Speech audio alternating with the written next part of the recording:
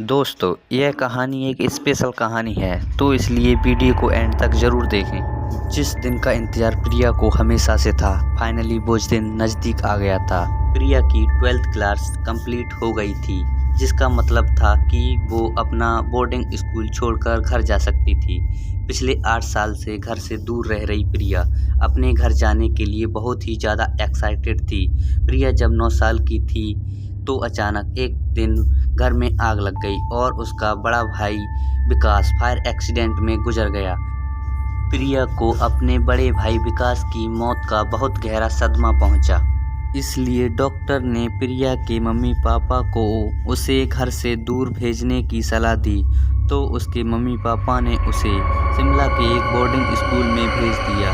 प्रिया के पेरेंट्स प्रिया को उस सदमे से दूर रखना चाहते थे और इसलिए उन्होंने अपनी प्यारी प्रिया को खुद से दूर भेज दिया। प्रिया को उस दिन के हादसे के बाद रोज़ एक सपना आता था।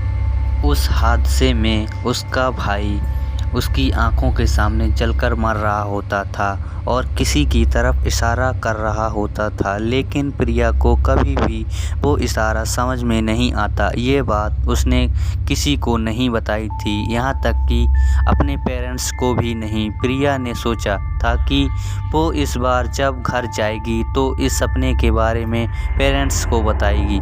वो दिन फाइनली आ गया था।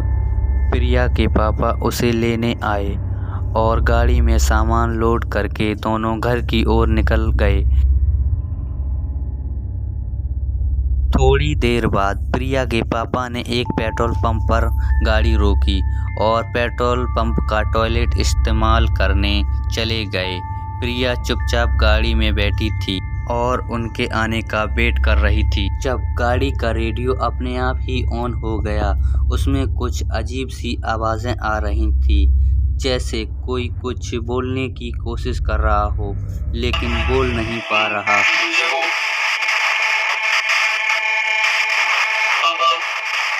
प्रिया को लगा कि रेडियो में कुछ प्रॉब्लम है और उसने रेडियो बंद कर दिया। फिर वो अपना फ़ोन चलाने लगी कि तभी रेडियो अपने आप ऑन हो गया। उसमें पहले जैसी ही आवाज़ें आने लगीं।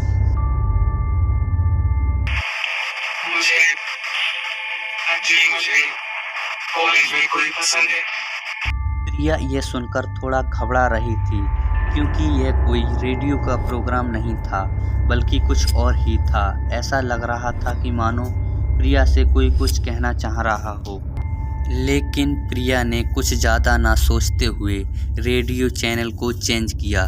लेकिन हैरानी की बात यह थी कि हर चैनल पर सेम ही आवाज़ आ रही थी। प्रिया ने रेडियो बंद करने की कोशिश की, लेकिन वो बंद ही नहीं हो रहा था। तभी रेडियो में से आवाज़ आई, प्रिया रेडियो में अपना नाम सुनकर चौंक उठी। उसने डर के मारे गाड़ी का दरवाज़ा खोला और गाड़ी के बाहर निकल गई। बाहर निकलते ही उसने गाड़ी की ओर देखा तो उसके होश ही उड़ गए। उसने देखा कि गाड़ी की बैक सीट पर उसका सालों पहले मर चुका भाई विकास बैठा हुआ प्रिया को देखकर मुस्कुरा रहा था। ये देखकर प्रिया बहुत ही घबरा गई, लेकिन तभी वहाँ प्रिया के पापा आ गए। उसके पापा के आते ही सब नॉर्मल हो गया। रेडियो भी बंद हो गया और उसका भाई भी बैक सीट से गायब हो गया। ऐसा लग रहा था कि मानो यहाँ कुछ हुआ ही नहीं था, लेकिन प्रिया को कुछ समझ नहीं आ रहा था कि अभी उसके साथ क्या हुआ था। प्रिया ने ये बात अपने पापा को नहीं बताई, बस पूरे रास्ते भर रेडियो को बार बार ऑन ऑफ करके देखती रही। कुछ घंटों में वो लोग अपने घर पर पहुंच गए और प्रिया अपने पुराने घर में पहुंच गई। अपनी माँ को देखकर चहक उठी। घर में सबसे मिलकर प्रिया फ्रेश होने अपने रूम में चली गई।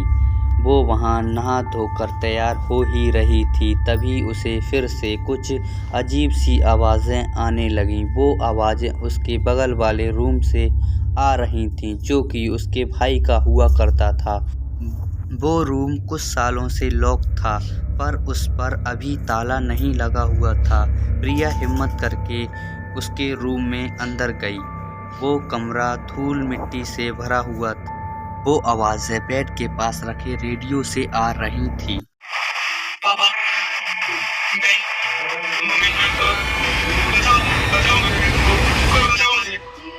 प्रिया के रेडियो के पास जाते ही वो रेडियो अपने आप बंद हो गया। रेडियो के पास रखी अपने भाई की फोटो को देखकर प्रिया इमोशनल हो गई और उस फोटो को सीने से लगा लिया। उस कमरे की अलमारी का दरवाज़ा अपने आप खुल गया। वो अलमारी के पास गई तो उसमें एक डायरी रखी थी। प्रिया ने वो डायरी उठाई और कमरे से बाहर जाने लगी। अचानक उसे किसी के रोने की आवाज़ आई। प्रिया का मरा हुआ भाई कमरे के कोने में बैठा रो रहा था। उसने मुंह उठाकर प्रिया की ओर देखा। प्रिया अपने भाई विकास को वहां देखकर बहुत ज़्यादा डर गई। डर के मारे रोती हुई कमरे से बाहर भाग गई।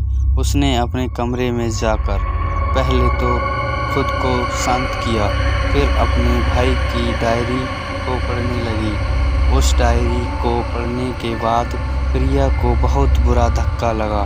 प्रिया का भाई विकास मरने से पहले रोज़ एक डायरी में अपने बारे में लिखता था। उस डायरी में उसके 19 साल के भाई ने साफ साफ लिखा था कि कॉलेज में एक लड़का था जो उसे पसंद था।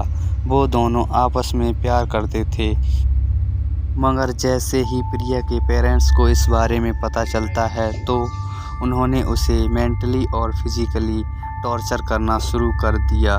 डायरी में आखिरी बार विकास ने लिखा था कि उसने अब डिसाइड कर लिया है कि वो अब अगले दिन घर से भाग जाएगा। ये सब सुनकर प्रिया चौंक गई। उस रात जब वो सोई तो उसे फिर से वही सपना आया जो उसे रोज रात आता था। इस बार भी उसका भाई जलकर मर रहा था, लेकिन इस बार प्रिया को सब समझ में आ गया कि वो जलते हुए किसकी ओर इशारा कर रहा था। प्रिया के सपने में विकास जलता हुआ अपने मम्मी पापा की ओर इशारा कर रहा था। प्रिया के सपने में उसके पापा के पास एक केरोसिन ऑयल का डब्बा था जो वो हाथ में लेकर खड़े थे।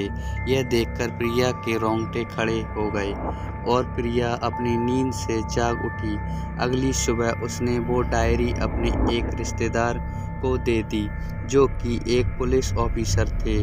डायरी को देखकर और प्रिया की बात सुनकर उन्होंने उसके पेरेंट्स को कस्टडी में ले लिया। जब प्रिया के पेरेंट्स से पूछताछ हुई तो मालूम पड़ा कि वाकई में उसके पेरेंट्स ने अपने बेटे को होमोसेक्सुअल होने की वजह से जलाकर मार डाला और उस मर्डर को एक हादसे के रूप में दुनिया के सामने दिखाया। प्रिया इंडिया छोड़कर बाहर पढ़ने चली गई और फिर उसे कभी भी अपना भाई सपनों में या रियल लाइफ में कभी भी नहीं दिखा, पर वो कभी नहीं भूल पाई कि उसके मम्मी पापा किस हद तक चले गए। उन्होंने खुद के ही बेटे को इतने बेरहमी से मार डाला।